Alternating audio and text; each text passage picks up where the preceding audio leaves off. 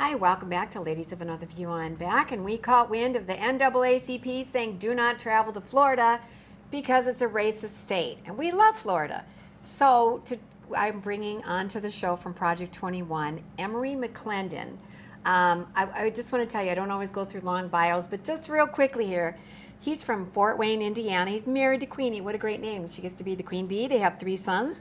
He served in the U.S. Air Force, the Indiana Air Guard, is a former Fort Wayne Police Reserve officer, Allen County Sheriff Deputy, and Indiana State Trooper.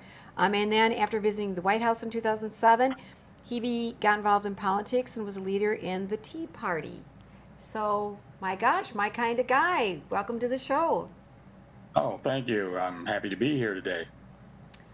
Emery, I understand that the NAACP thinks that Florida is a racist state and is advising people do not travel there.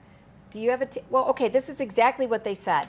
Florida is openly hostile towards African Americans, people of color, and LGBTQ plus individuals. Before traveling to Florida, please understand that the state of Florida devalues and marginalizes the contributions of and the challenges faced by African Americans and other communities of color. What do you say about that?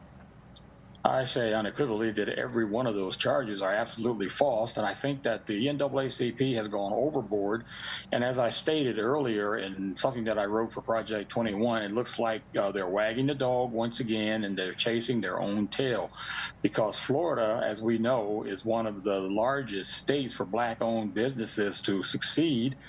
And it also has a very large Black population. Many people like to travel to Florida for all of their different recreational facilities. You have also Cape Canaveral and the NASA bases and so forth. There are many, many people who serve in the military, and among them are Blacks and people of color, and they serve at those bases all over the state of Florida. And you don't hear complaints from those people, but however, it seems like the NAACP has, for some reason, because the governor of Florida does not agree with their liberal critical race theory, diversity, equity, and inclusion positions, they want to label Florida as a racist state and then conjure up division between most of us normal Americans. Well, that's what they always, they base it on because they didn't want to go with that diversity inclusion. I was going to say a good word, but but they don't want to go with it. But you would think someone that's been around the NAACP they could do a little research and know that there's over 250,000 Black-owned businesses in Florida. And they employ like over 77,000 Floridians, and the annual payroll is over $2.63 billion. I mean, you would think when they're telling people that they shouldn't go there, maybe they should do a little research and think how well off Black businesses and things are doing. That's absolutely correct. And then, they always talk about Black Lives Matter, and they're pushing that agenda. Well, apparently Black economic lives doesn't matter. It seems like they want these people to suffer financially, and they want them to not be able to hold down good paying jobs, good secure jobs that are long lasting. And we know that most of the jobs down there in Florida are of that sort. You have your cruise lines, you have, like I said, Disney and the recreational places, SeaWorld and so forth. Those jobs employ quite a few Black people and people of color. I have relatives that have retired and have moved to Florida.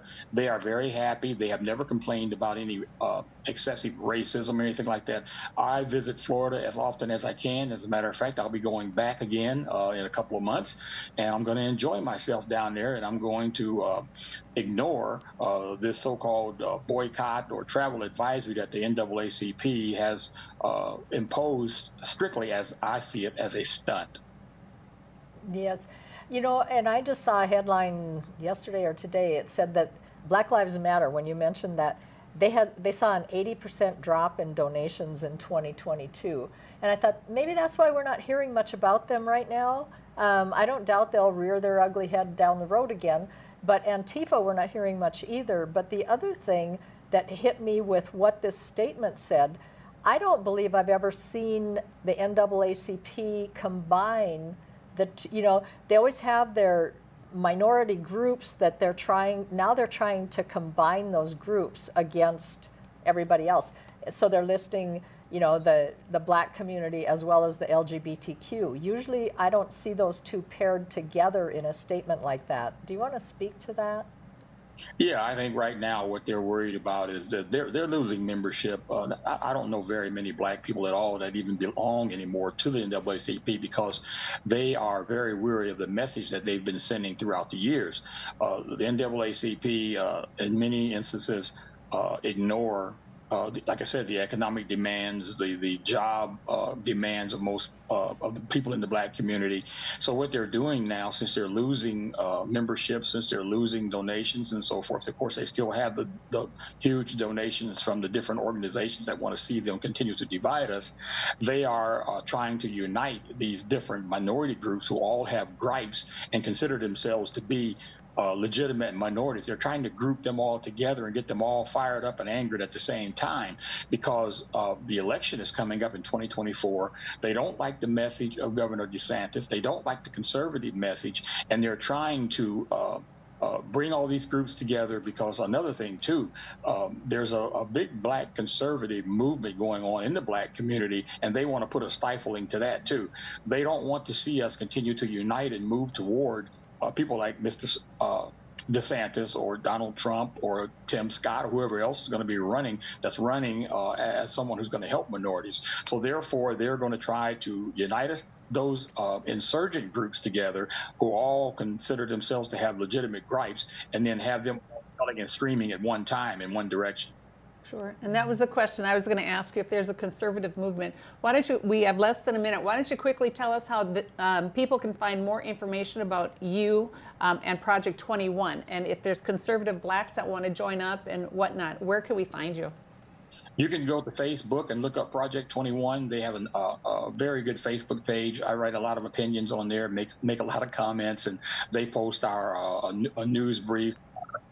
And they also post our views and so forth. You can also go to contact me on Twitter at KB9IBW. I'm also on Facebook at Emery MC. Emery MC.